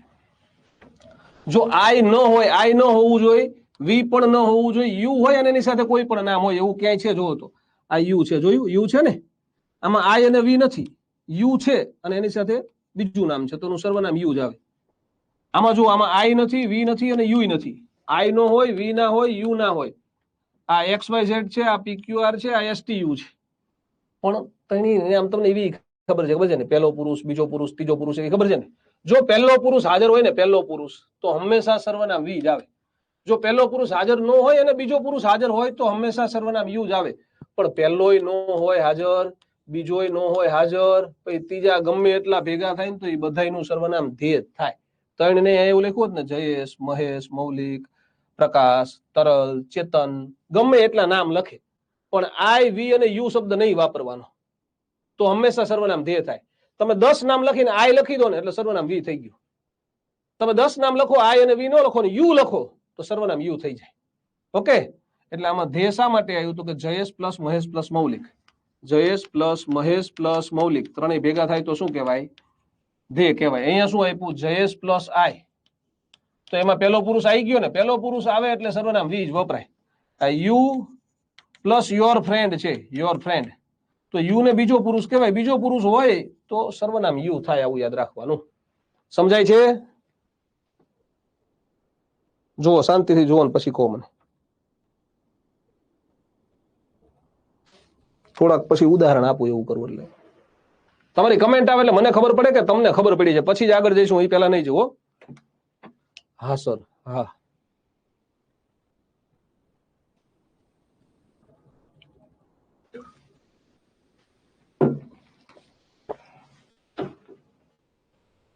ઓનલાઈન તમારા માટે તો મોજ જ છે, અમારા માટે ખાલી થોડીક તકલીફ હોય. શું ખબર છે? ફેકલ્ટી માટે અમે તમને ઓનલાઈન ભણાવતા હોય ત્યારે તમારી આંખો અમને ન દેખાય એટલે ખબર ન પડે તમને સમજાઈ ગયું કે નહીં. બાકી ઓફલાઈન તમારી સામે બેઠા હોય ને એટલે મને ખબર પડી જાય કે આ બેન છે ને એનું ધ્યાન ક્યાંક બીજે છે, એને કદાચ નથી સમજાણું એટલે ઊભી કરીને પૂછું, આ ભાઈ છે ને એ હાજે ક્યાં જમવા જવું ને એ વિચારે છે, અથવા કોને કોને જમવા લઈ જાવ, આજ મારો બર્થડે છે ને તો એવું વિચારે બેઠો બેઠો. મને ખબર પડી જાય, આંખ આમ જોવું ને એટલી. હા, અરે વાહ અંકિત રબારી, ચલો સરસ. યાસ્મીન બેન, આ યુ ને બીજો પુરુષ કહેવાય બેન, અને યોર ફ્રેન્ડ ને ત્રીજો પુરુષ કહેવાય. બીજો પુરુષ અને ત્રીજો પુરુષ બે ભેગું થાય બેન તો બીજા પુરુષની પ્રાયોરિટી રહે એટલે યુ લખવાનું થાય. હા, ડન. એટલે પણ હું તો નો ગમું ને એવો જ સાહેબ બનવા માંગુ છું, ચોક્કસ.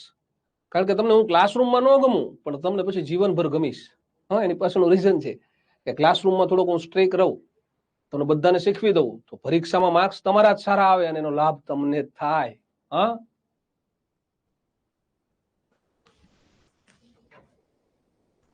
એ વાત સાચી છે કે ઓનલાઈનમાં તમને ઈ મજા હોય કે સાહેબ આપણને કોઈ દી વઢે તો નહીં, શાંતિથી ઘરે બેઠા ભણવાનું, ખુરશીમાં બેઠા બેઠા, સોફામાં બેઠા બેઠા, બેડમાં લાંબા થઈને ભણતા હોય કેટલાય, બોલો. હા, ચલો આગળ જઈએ. હું તમને થોડાક અહીંયા ઉદાહરણ રાખું, જોજો, ધ્યાન રાખજો. I, Ila, you and Meena.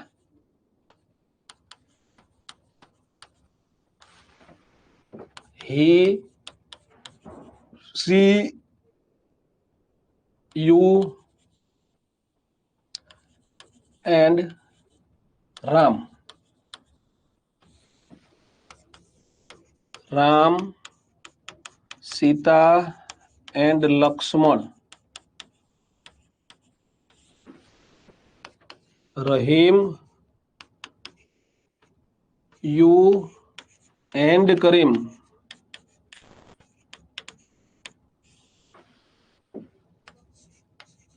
Jay, Jaya and I. આ બધાને ખાલી સર્વનામ જ કહેવાના છે હો. તમારે કેવી રીતે ચેક કરવાનું જુઓ, આઈ અને વી હાજર હોય તો કાંઈ ચેક નહીં કરવાનું, તો સર્વનામ વી જ આવે કોઈ પણ વાક્યમાં. આ બંને હાજર ન હોય એવા કેસમાં ચેક કરવાનું કે ક્યાંય યુ હાજર છે તો સર્વનામ યુ જ આવે. પણ આઈ નથી, વી પણ નથી અને યુ પણ નથી, તો ગમે તે હોય ને એક્સ વાય ઝેડ ગમે એ નામ આપ્યું હોય, ગમે એટલા નામ આપ્યા હોય તે જ આવે. એટલે પહેલો પોઈન્ટ શું, તો કે સૌથી પહેલા ચેક કરો કે કેટલા વાક્યમાં આઈ અને વી છે. સાહેબ આમાં આઈ છે, આંખો બંધ કરીને એનું સર્વનામ વી જ થાય. આમાં આઈ વી નથી, આમાં આઈ વી નથી, આમાં આઈ વી યુ નથી, આમાં આઈ છે તો આનું સર્વનામ વી જ થાય. આઈ પ્લસ નામ હોવા જોઈએ, સમજાય છે? આઈ પ્લસ નામ હોવા જોઈએ. ચલો આઈ વાળા કેસ પૂરા થઈ ગયા, હવે યુ વાળી લાઈનમાં જાઓ. પહેલા પુરુષ, પહેલા પ્રાયોરિટી કોની? હા તો ઓલો ભાઈ હમણાં કમેન્ટ કરતા હતા રાષ્ટ્રપતિ હાજર હોય ત્યાં સુધી રાષ્ટ્રપતિ તે મીટિંગ લેશે, પણ રાષ્ટ્રપતિ ગેરહાજર હોય તો ઉપરાષ્ટ્રપતિ, આપણા ઉપરાષ્ટ્રપતિ એટલે કે બીજો પુરુષ કોણ છે? યુ. આમાં યુ છે, આમાં છે સાહેબ યુ, પણ યુ નહીં, આઈ હતું એટલે યુ ભૂલી જવાનું. આમાં યુ છે, આમાં આઈ અને વી નથી અને યુ છે તો સર્વનામ યુ થાય સાહેબ. આઈ અને વી ના હોવું જોઈએ હો. ચલો આમાં યુ નથી, આમાં યુ છે અને આઈ અને વી નથી તો સર્વનામ યુ થાય. સમજાય છે ભાઈ? આમાં શું છે તો કે સાહેબ આઈ નથી, વી નથી, યુ નથી, ત્રીજો પુરુષ, ત્રીજો પુરુષ, ત્રીજો પુરુષ. હું આવું લખું છું જોજો, ત્રીજો, બીજો, ત્રીજો, ત્રીજો, પહેલો. આ પહેલો કહેવાય ને, આઈ ને પહેલો પુરુષ કહેવાય. પહેલો, ત્રીજો, બીજો અને ત્રીજો. જો એકડો હોય તો વી આવે, એકડો ન હોય અને બગડો હોય તો યુ આવે, એકડો ન હોય ને બગડો ન હોય, બધે તગડો હોય તો ધે આવે. પહેલા પુરુષ ને, અને આમ તમે ગુજરાતી કરો તો ખબર પડે. જોજો, હું, ઈલા, તું અને મીના જઈશું એટલે શું થાય? આપણે જઈશું, આપણે એટલે વી. બીજા વાક્યમાં જુઓ, તે, તેણી, તું અને રામ જશો એટલે હું નહીં હોય તમે જઈશો, તમે એટલે યુ કહેવાય. ત્રીજા વાક્યમાં જુઓ, રામ, સીતા અને લક્ષ્મણ નથી, તમે નથી હું. રામ, સીતા અને લક્ષ્મણ એટલે ત્રીજો પુરુષ છે એટલે ધે કહેવાય. Concept clear? તો આગળ વધુ. અંકિત રાઠોડ કે કોઈને કઈ પ્રશ્ન છે?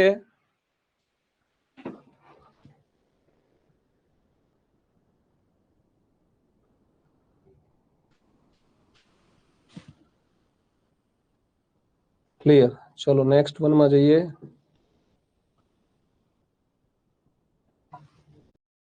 ઘણા છે, આટલું યાદ રાખો.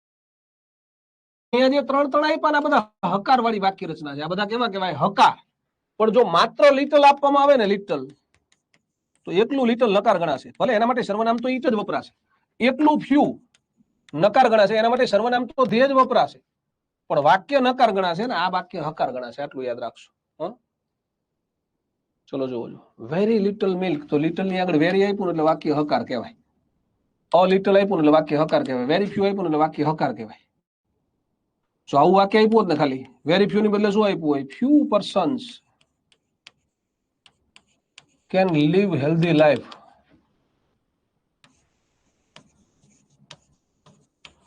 આવું વાક્ય પરીક્ષામાં પૂછે તો જવાબ બદલી જાય ભાઈ. ઓ કેમ? તો કે સાહેબ આ વેરી ફ્યુ એટલે હકાર કહેવાય અને આ એકલું ફ્યુ આપે ને તો એને નકાર કહેવાય. સાહેબ જવાબમાં ધે તો આવશે જ, પણ હકાર નકાર નો ફેર પડી જાય.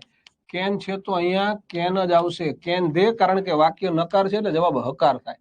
જ્યારે અહીંયા કેન નું કાંડ શા માટે થયું? વાક્ય હકાર છે એટલે જવાબ નકાર થાય. કોઈ પ્રશ્ન નથી લતાબેન? સરસ, ખૂબ સરસ. ચલો ત્યારે, ચલો એના પછી શું છે? Little, a little, very little, આ બધા માટે સર્વનામ ઈટ.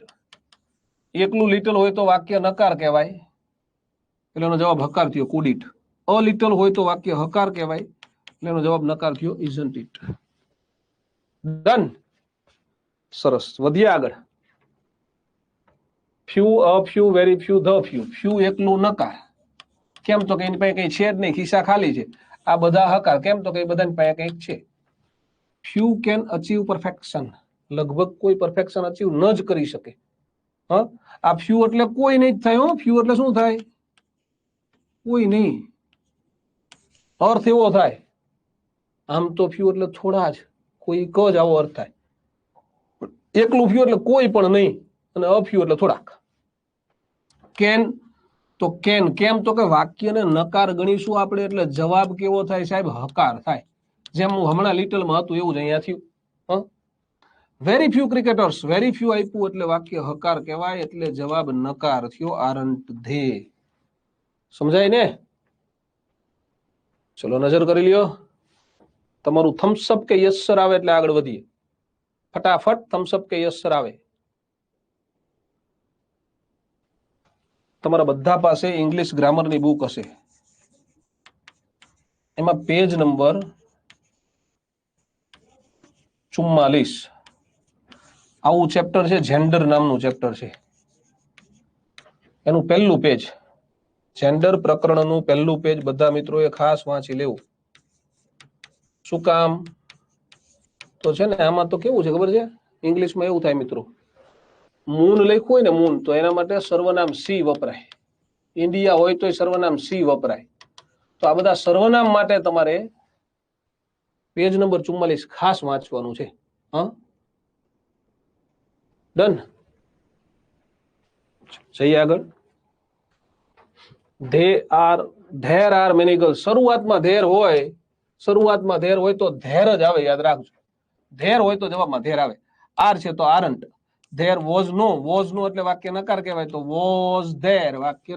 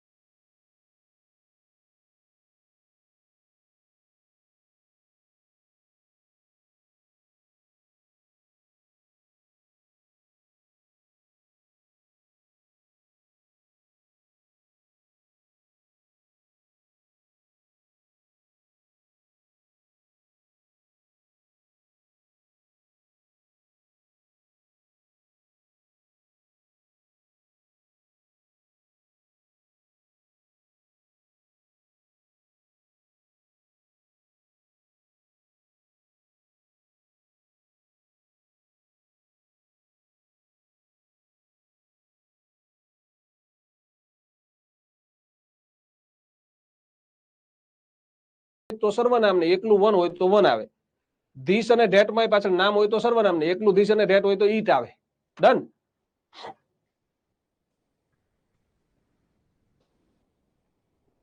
C નીડન્ટ.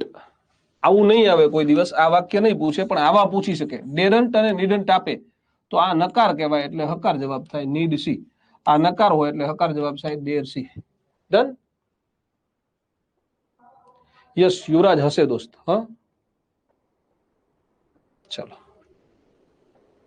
C does not need to work. તો ડઝ નોટ આપ્યું તો ડઝ જ થાય. એસ લાગ્યો એસ તો ડઝન્ટ જ થાય. ડઝ નોટ હોય તો ડઝ જ થાય. એસ લાગ્યો એસ તો ડઝન્ટ થાય. તમને ખબર પડે છે? હા, ચલો. આ સહાયકારક નથી, આ મુખ્ય ક્રિયાપદ તરીકે આવ્યું એટલે એસ લાગે. કોઈ દિવસ તમે ક્યાંય આવું જોયું? કેન્સ, મેઝ, શુડ્સ, વુડ્સ એવું ના હોય. અને એસ નો લાગે. સહાયકારક ને કોઈ દિવસ એસ નો લાગે. મુખ્ય ક્રિયાપદ ને એસ લાગે. એસ લાગે એટલે ડઝન્ટ જવાબમાં આવે, કાં તો ડઝ આવે. અને ડઝ નોટ હોય તો ડઝ જ લખવું પડે ને સાહેબ, એ તો અમને ખબર પડે જ ને, બરોબર ને? ચલો, એને પછી શું છે? Use to play. Use to ના બે જવાબ થાય. જ્યારે તમારા વાક્યમાં યુઝડ આપે ને, યુઝ ટુ, ત્યારે ધ્યાન રાખવાનું, એક જવાબ થાય યુઝડ ને એન્ટી લગાડવાનો, અને બીજો જવાબ થાય ડીડન્ટ. આ બે જવાબ સાચા. યુઝડન્ટ લખાય અને ડીડન્ટ લખાય. શું લખાય? યુઝડન્ટ અને ડીડન્ટ. યુઝડ પણ સહાયકારક ક્રિયાપદ છે, એટલા માટે મિત્રો.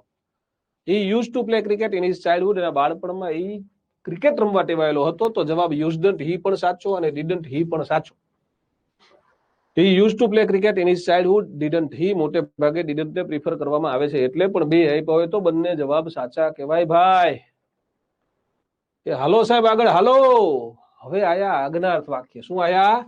આજ્ઞાર્થ વાક્ય. આપણે ઓળખીશું કેવી રીતે સાહેબ? આજ્ઞાર્થ વાક્ય ક્રિયાપદ થી શરૂ થાય, અમને ખબર છે. તો જો હું ફરીથી લખી દઉં, ક્રિયાપદ થી શરૂ અને પૂર્ણ વિરામ થી પૂરું.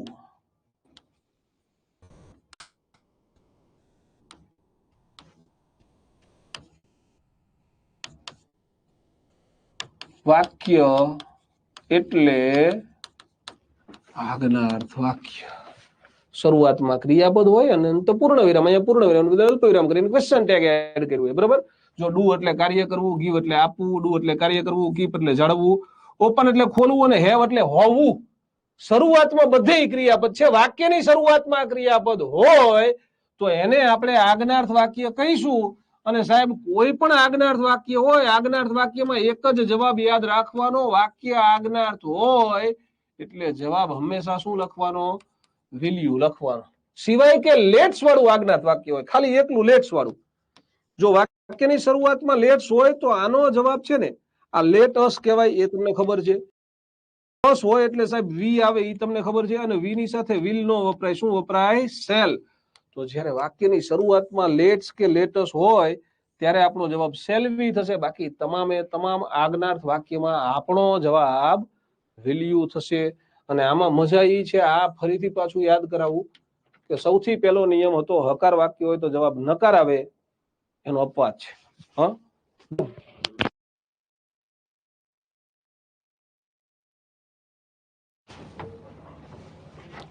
ચલો. એટલે આજ્ઞાર્થ વાક્ય હકાર હોય કે નકાર હોય, આપણો જવાબ એક જ આવશે, value value value. Okay, done. ચલો, પણ એમાં અપવાદ હોય. આ આજ્ઞાર્થ વાક્ય જોઈએ એટલે આવો જવાબ નહીં લખવાનો, આપણે તો એક જ જવાબ લખવાનો. શું લખવાનો? વેલ્યુ. આ તો બુક લખવા માટે, સમજાવવા માટેની વાત છે. પરીક્ષામાં પૂછશે તો જવાબ શું આપશે? વેલ્યુ. અહીંયા વેલ્યુ આપશે, વોન્ટ યુ ક્યાંય જવાબ નથી લખવાનો. એક તમને આ તમારે પોઈન્ટ ધ્યાનમાં રાખવાનો છે કે વાક્યની શરૂઆતમાં લેટ્સ હોય. શું હોય? લેટ્સ. જો લેટ હર હોય, લેટ હિમ હોય, લેટ ધેમ હોય, લેટ ઈટ હોય, કે લેટ મી હોય, કે લેટ પછી કોઈકનું નામ હોય એક્સ વાય ઝેડ, તો આ બધામાં તો જવાબ વિલ યુ જ આવશે. પરંતુ જો લેટ્સ હોય, લેટ્સ કે લેટ અસ, કારણ કે આ પાછળ અસ છે ને એટલે વી થાય, અને વી ની સાથે વિલ નો વપરાય, શેલ વપરાય, એ તમને ખબર છે. એટલે જેને કઈ ના ખબર પડે એને યાદ રાખવાનું, આજ્ઞાર્થમાં એક જ જવાબ આવે સાહેબ, શું? વેલ્યુ. અને લેટ્સ માં એક જ જવાબ આવે સાહેબ, લેટ્સ વાક્યમાં હોય લેટ્સ એટલે જવાબ આવે શેલ વી. બસ પૂરું થઈ ગયું. આજ્ઞાર્થ વાક્યનો કોન્સેપ્ટ પૂરો. બે જ વસ્તુ આવે, કઈ ત્રીજી વસ્તુ ક્યાંય કોઈ દિવસ યાદ નહીં રાખવાની. આજ્ઞાર્થ વેલ્યુ, આજ્ઞાર્થ લેટ્સ વાળું શેલ વી. ચલો ડન. જો અહીંયા લેટ્સ છે, અસ એટલે અસ, આ અસ છે ને અસ હોય એટલે વી થાય ને, વી ની સાથે શેલ વાપરવું પડે, વિલ ના વપરાય. એ તમને ખબર છે, ઓલી પ્રોપર્ટીના ભાગવાળી વાત. વી શેલ હોય, વી વિલ ના હોય એટલે શેલ વી થઈ જાય છે. હા, ચલો, કોન્સેપ્ટ એ તમને કહી દીધું એટલે તકલીફ ના રહે તમને. ચલો ડન.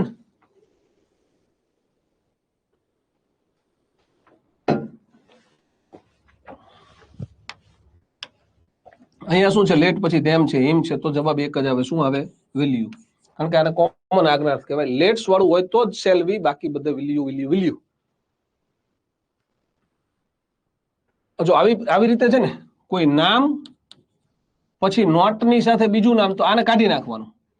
નોટ વાળું નામ નીકળી જાય અને વાહે વાહે વધે ને તમારું વાક્ય કહેવાય. નોટ સીધા કાઢી નાખો, નોટ ટાયર કાઢી નાખો, નોટ યુ કાઢી નાખો. હવે જે વધે ને એ પ્રમાણે જવાબ લખવાનો. Ravi has won the first prize, hasn't he? You have thrown that there, haven't you? Ram can speak English, can't he? સમજાય છે? બે નામ આપ્યા હોય, એક નોટ વાળું ને એક નોટ વગરનું, તો નોટ વાળું ઉડાડી દો, વાક્યને હકાર ગણો અને જવાબ લખો.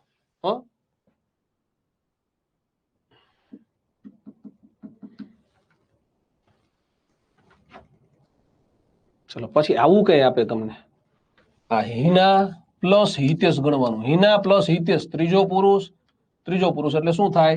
ધે. આ વાક્યમાં શું છે? હિના હિત શું થાય? They. Hina Hitesh they. My father my mother, બે ત્રીજો પુરુષ એટલે they. My mother my father એટલે શું થાય? ધે. નામનો જ કોન્સેપ્ટ સમજવાનો છે, બરોબર? ખ્યાલ આવે છે ને? My mother my father they, આ હી એટલે ત્રીજો પુરુષ અને આ આવ્યું જો ત્રીજો પુરુષ પ્લસ પહેલો પુરુષ તો સર્વનામ શું થાય વી. હી એટલે ત્રીજો પુરુષ પ્લસ બીજો પુરુષ આપ્યો જો ત્રીજો ને બીજો હોય તો શું થાય યુ થાય ખબર છે ને. આમાં દીપક ત્રીજો મંજુલા ત્રીજી એટલે શું થાય ધે. મંજુલા છે મંજુલિકા નથી. મેં મંજુલિકા હું હે એ જમાવટ વાળું છે. શું નામ મૂવી નું દુનિયા હે ભૂલ ભૂલૈયા કેમ એવું ને. આગળ જઈએ.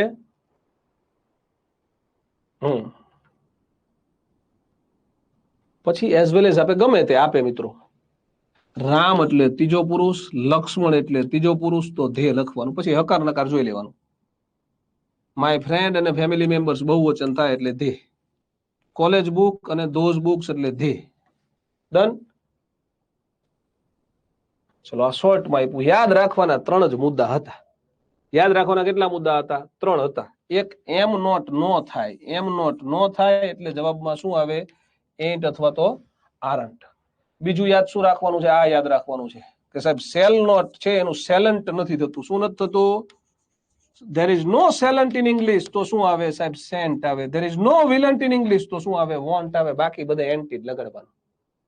પૂરું ક્વેશ્ચન ટેગ કમ્પ્લીટ.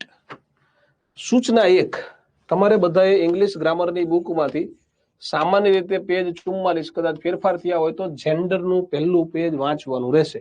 આવતા લેક્ચર માટે ચેન્જ ધ ડિગ્રી તમારે ડિગ્રીનો પહેલો રેકોર્ડેડ લેક્ચર જોઈને આવવાનો રહેશે. આપણે આવતા લેક્ચરમાં ડિગ્રી ભણીશું. ક્વેશ્ચન ટેગમાં કોઈને કઈ પ્રશ્ન હોય તો મને આવતા લેક્ચરમાં પૂછી લેજો. ડન.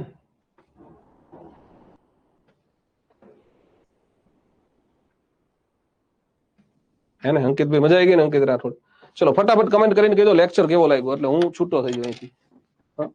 44 પેજ જ છે ને સરસ.